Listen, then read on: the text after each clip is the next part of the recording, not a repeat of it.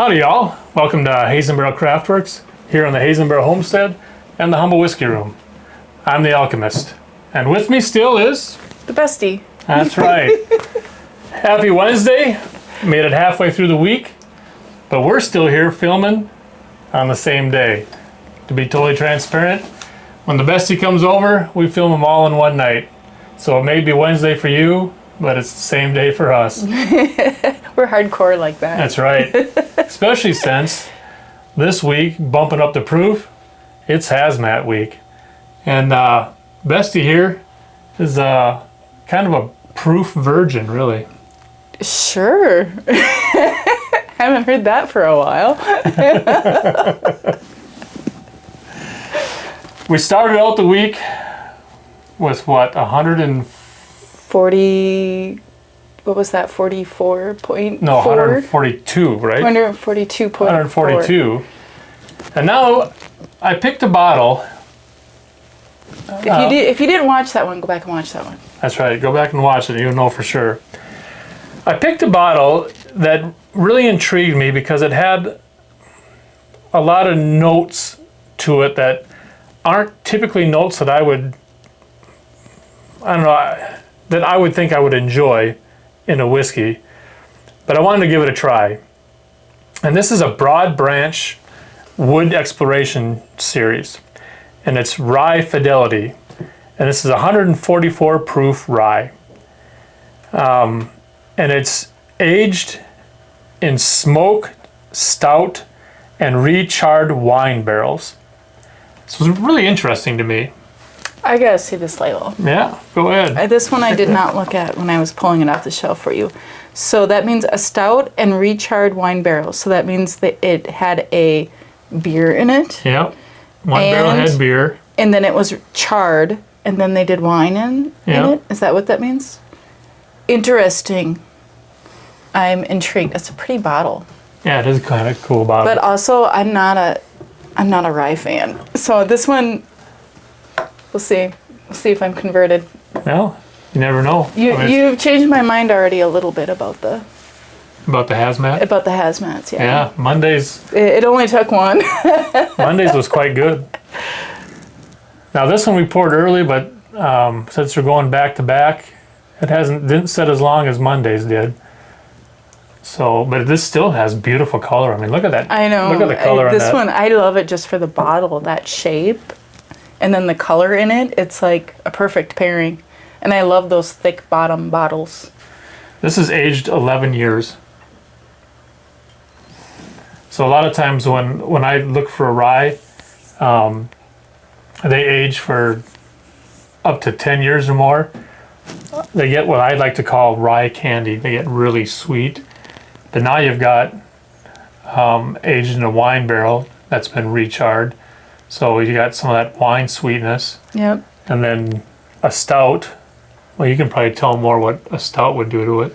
A stout is going to be very malty, typically toasty. Sometimes they can be kind of sweet depending on what type of stout it is. Yeah. Generally, those are your bigger beers, too, as a stout. You say bigger, what do you mean by bigger? A higher ABV. Guinness is kind of a special stout because it's only like a 5.5% ABV. That's a very low ABV for a stout. Typically, you'll find them, especially a barrel-aged one, is going to be anywhere from 10 to 14% ABV, which in the beer world is quite high. All right. I think the highest stout I've ever had was a 22%. Oh, wow. Which was quite big. There are parts of that night I don't remember. Let's see how tonight goes for you. Doing 3 hazmats. This one smells very dry. Like this is very. So this one almost smells like going to the lumber yard and just walking through the wood section. It's lumber yard in the best possible way. I don't know. I feel like whiskey people everywhere are just going, oh, God, what's wrong with this woman? To me, I'm getting very distinct rye spice. And a little bit of chocolate. I sipped without cheersing. I had to go in. I was just Intrigued? Yeah, I was intrigued enough. I'm like, does this taste like a lumberyard? And no, it does not. This is, I see what you mean by candy. This one is Sweet. oh God. I'm fighting the urge to just down this one. And there's like none of that. The previous one almost hurt my tongue. The alcohol burn on my tongue was so sharp. This one, I don't get that at all. It's just warm all the way through. This one's lovely. This one also might be going home with me, you guys. So where can I get this bottle at? I found that one in. I found it online on one of my sites that does special releases. So I don't even know if it's available anymore. Sadness. It's too bad I don't know anybody who has a bottle who will invite me over for drinks once in a while. Yeah, too bad. Too bad. That's such Too a bad shame. you're never here in the whiskey room. Never heard of that place, ever. Are you getting that chocolate on the nose? I don't think I get the chocolate on the tongue, but Yeah. I don't think I could get past the wood smell. It's making my nose itch. Sorry, I keep rubbing my nose. It's just, I think the alcohol is just making my nose itch. I have fun little quirks when I drink. Like calling squirrels South Dakota monkeys. Oh yeah. That's a whole nother story. That sounds like a March Madness story. That sure does. Yeah, that chocolate's nice on the palate too. It's phenomenal. And for me, it takes over the rye spice that I had on the nose. That was there with the chocolate on the nose, but the rye spice was a little bit stronger. On the palate, this is chocolate. Well, that's nice. Yeah, I agree. That's This one's my favorite so far. better than that one on Monday. Yes. Monday's was nice. I'd take that one home if you offered it to me, but this one is even That's lovelier. It's one of my prized bottles, that one from Monday. This one I'd leave you a 50 and take with me when I went. Kidding, that's like I know, that's like a tenth of the actual price of that. no, only a 20th. why? But I'm also broke, so 50 is probably as good as you're gonna get.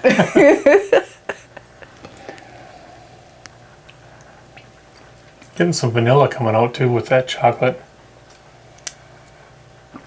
There's a note right on the front that I'm trying to place. I don't know if I still have a little bit of buttery flavor from the previous tasting, or if there is just a slight hint of butter fading into that chocolate really fast. But this one, on the flavor, even though the oak isn't as prevalent as it is on the nose. Unusual to me to get a hint of vanilla on a rye. I don't usually get that. But I'm getting just a hint of it.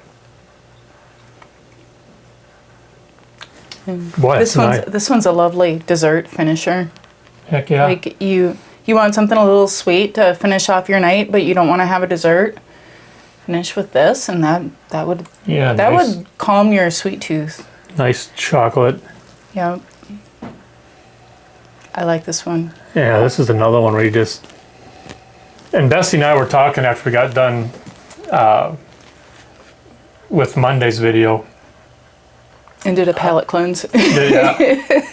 But we're talking how these hazmats, these high proof, they're really remarkable when you get into this high proof, because they're ones that you just have to sit down in your favorite chair and you have that ounce ounce-and-a-half pour, and you really want to sit with it for 45 minutes to an hour, and you just enjoy it, and you nose it, and you sip it, and you let it last, because it really develops so well over time. Because even after we were done with the video and we each had that little bit left in our Glen, and we were sipping that little bit more and nosing it more, we each came up with some more notes.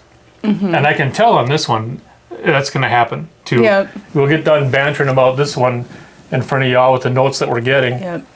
This one, I would call it a reading whiskey. This one, I want to sit in my reading chair with a Star Wars book. No, I was thinking, you know, orcs battling orcs and stuff like that, elves and dwarves. You read those kind of books? I do, yes. Really? I read everything but Star Wars. Because I see all those things that you tag me on, and they're all those romance things. I've never seen I do that just to annoy you.